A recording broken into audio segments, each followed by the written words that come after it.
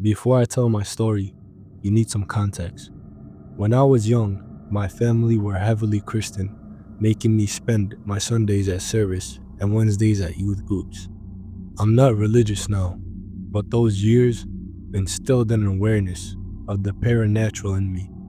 As I grew up, I became more independent and rebellious, leading me to seek out forms of psychedelic spiritual enlightenment. It just so happened that I deemed that a priority over having a place to stay. As a young adult hooligan, living in a small farm town in the middle of the Willamette Valley, there weren't a lot of opportunities for kids my age. You either partook in substances, worked in the wine industry, or got involved in the numerous cults around. It was about 10 p.m., and as my friend and I were bumming smokes from partings behind the local bar, there were about 5 people, my friend and I excluded. We were all a tad bit tipsy, sharing tales and shooting the crap when a man walked out that I'd never seen before. He was about 5.5 feet tall, with odd proportions, donning a blurry mustache that did not fit his face. He wore a cowboy hat 2 sizes too big, a leather jacket over a plain white tank top, leather pants, and boots to finish off his outfit. He kind of just stood there, trying to be a part of the group, yet excluded through some metaphysical divide. After about 10 minutes of loitering, he started talking. He mentioned it was his birthday and referred to himself as the birthday boy. On and on, he would only talk about how it was his birthday, that he needed a cigarette because it was his birthday, that someone should buy him a drink for his birthday. I'm pretty sure it was his birthday. 30 minutes passed, and the patrons slowly started filtering out until it was just the birthday boy, my friend, and I. He asked us if we knew where any abandoned buildings were and if we could take him to one. I was already unnerved, but at this point, my entire being was screaming at me to get away from him, like a switch had flipped, and I could feel some sort of evil intentions radiating from him. I gave some sort of vague direction of a non-existent building and told him goodbye. He asked me if I would take him there and celebrate his birthday with him, and that he had gifts for us.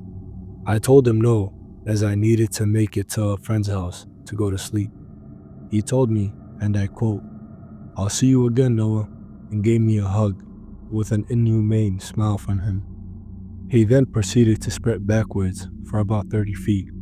Yes, backwards, spin around, and run in the direction I gave him. I looked at my friend, and we both started running in the opposite direction, cutting through side streets and jumping a couple fences.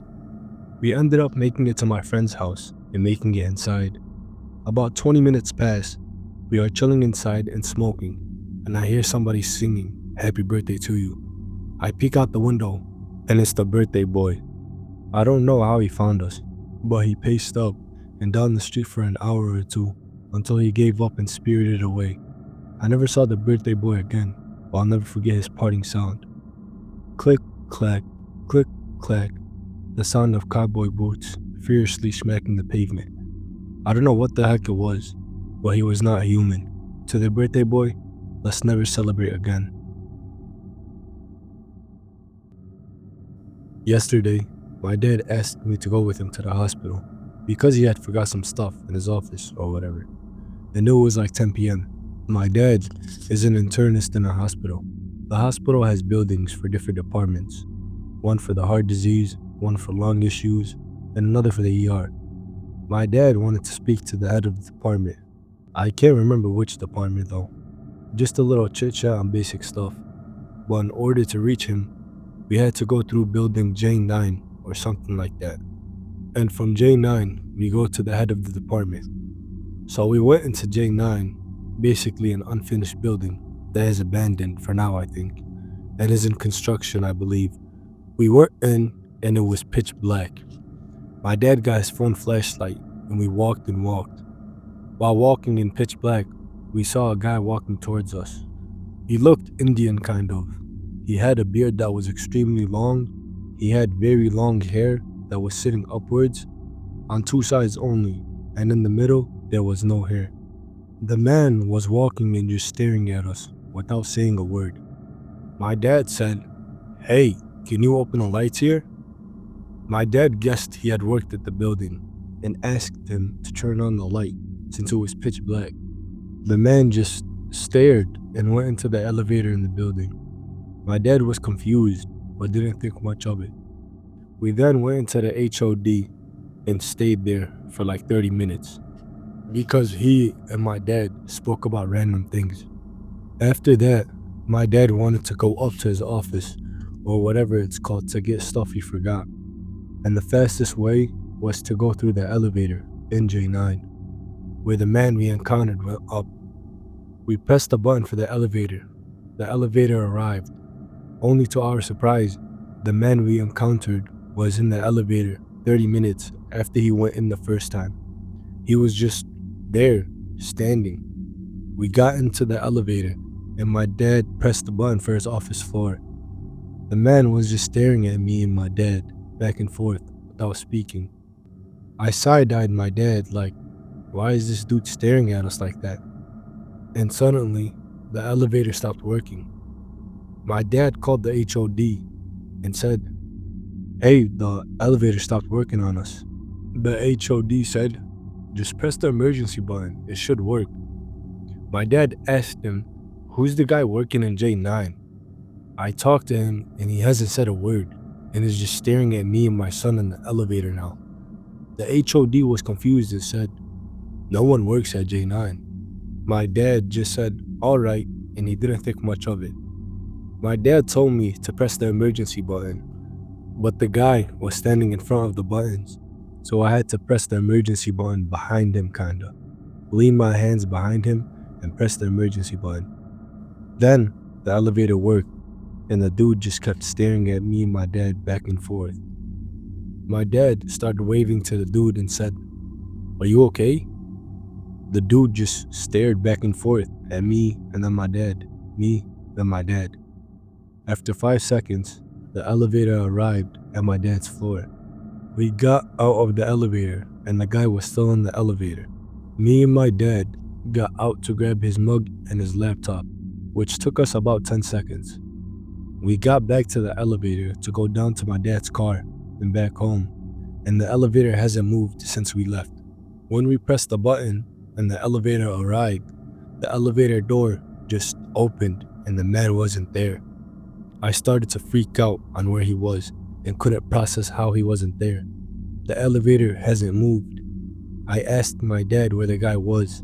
He was also confused and said, "I don't even know." We went back down and back to our car and never seen him since. My family and I, which is me, my stepmom and father, visited Thailand last year in the summer. I was 16 at the time, and we traveled from place to place, eventually staying at a hotel in Chiang Mai from the 25th of July till the 29th. The hotel looked fine from the outside. It was quite big, a little worn out over the years. The lobby was rather small. There was a long hallway with the register being at the end. What I remember thinking is that there were a lot of Chinese signs, drawings, and Chinese furniture around the lobby. A lot of gold too, and a few dragon structures to add. It gave the hotel a rather weird vibe, since all of it looked old and dusty. Later that night, my parents wanted to go out, but I stayed in the hotel alone, in my own separate room. I remember walking down the hallway of one of the higher floors my room was on, after getting a snack from the local 7-Eleven. I don't remember which floor it was on, but it was on the higher floors, maybe the 9th or 8th floor. The lights didn't work, giving the long hallway a creepy vibe. The only light that did work were the fire lights, those green ones for safety measures. What also didn't help was the fact that the hallway looked like one of a ship. White walls with dark blue doors and a window all the way at the end of the hallway. What I remember very well is the point where I walked to my room, which was at the end of the hallway. What I remember very well is the point where I walked to my room, which was at the end of the hallway, and suddenly getting this very weird feeling, as if somebody was staring at me, following me. I never had this feeling before. My stomach just suddenly dropped, and I didn't dare look back. I got really frightened, so I quickly moved to my room, closing the door, locking it, and eventually placing a chair at the door blocking it. I was really on edge. A bit about the room: it was small, old, and worn out. The style was a mix between communism and Chinese details. It was very strange to see. It had two separate beds.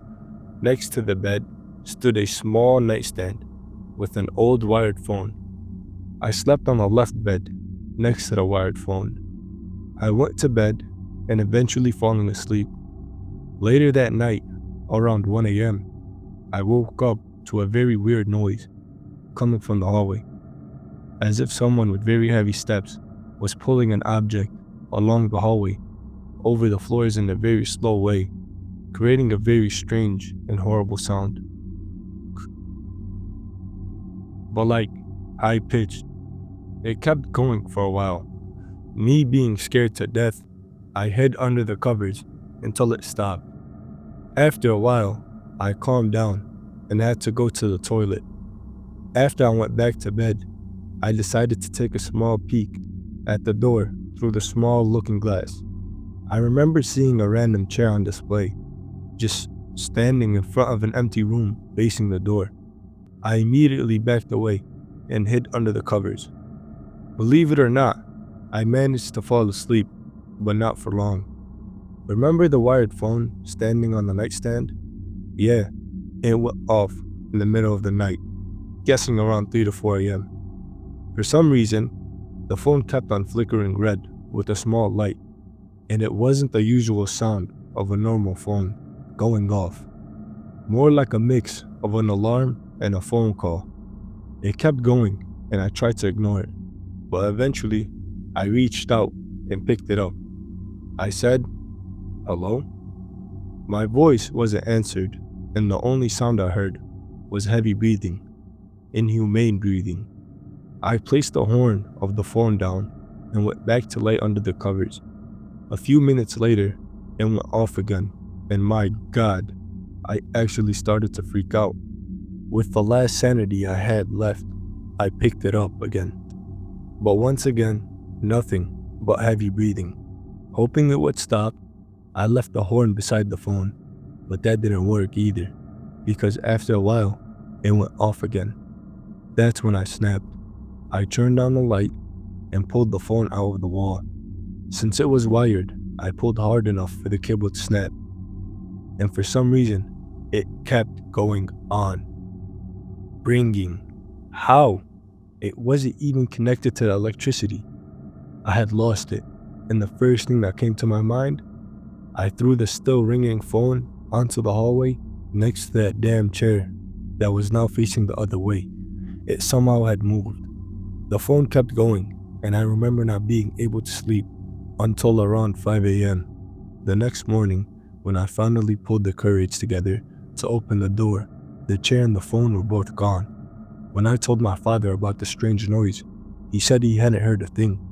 I asked him about the weird phone. He found it strange since their room didn't even have a wired phone. We luckily left that same day and ended up in another hotel.